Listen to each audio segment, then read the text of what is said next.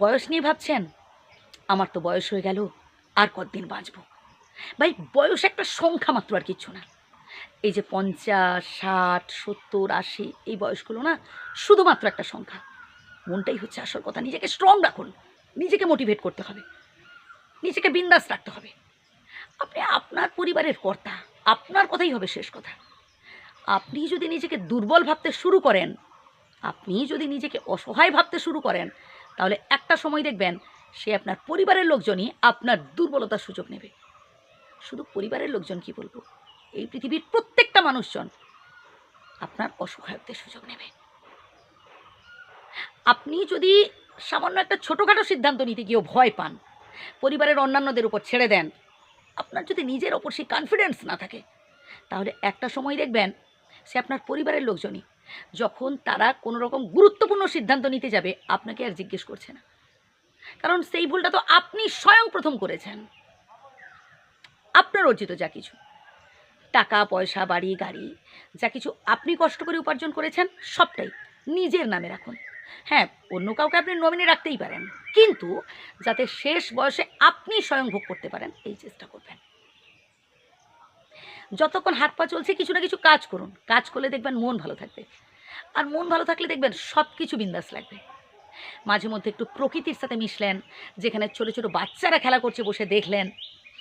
এখন তো হাতের কাছেই মোবাইল রয়েছে, টিভি রয়েছে, আপনি সারা দুনিয়াটাকে আপনি আপনার ঘরের মধ্যে থেকেই জানতে পারেন, চিনতে পারেন।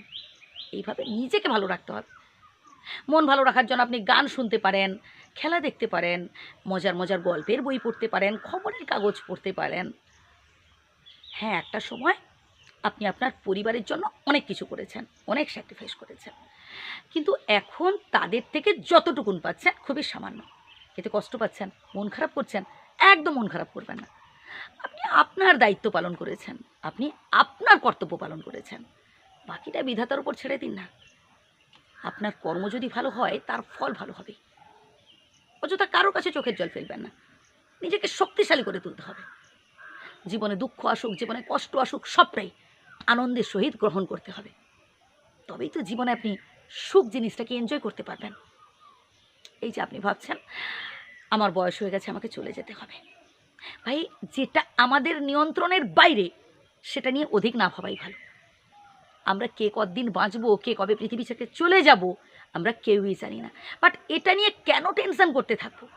বরং ভাবুন না এটা নিয়ে, যে যে কদিন বেঁচে আছি যেন নিজেকে আনন্দে রাখতে পারি, বিন্দাস রাখতে পারি।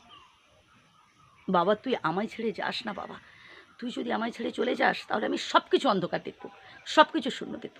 এমন কথা আপনি যেই মানুষটাকে বলবেন, পরবর্তীকালে দেখবেন সেই মানুষটাই আপনার সাথে বিশ্বাসঘাতকতা করছে। তাই প্রিয় বন্ধুগণ, নিজেকে স্ট্রং রাখুন, নিজেকে শক্তিশালী করে তুলুন, এবং সামনের দিকে এগিয়ে যান। এই জীবনটা এনজয় করতে থাকুন। ভালো থাকবেন, সুস্থ থাকবেন, আর যদি ভুল বলে থাকি ক্ষমা করবেন। ধন্যবাদ।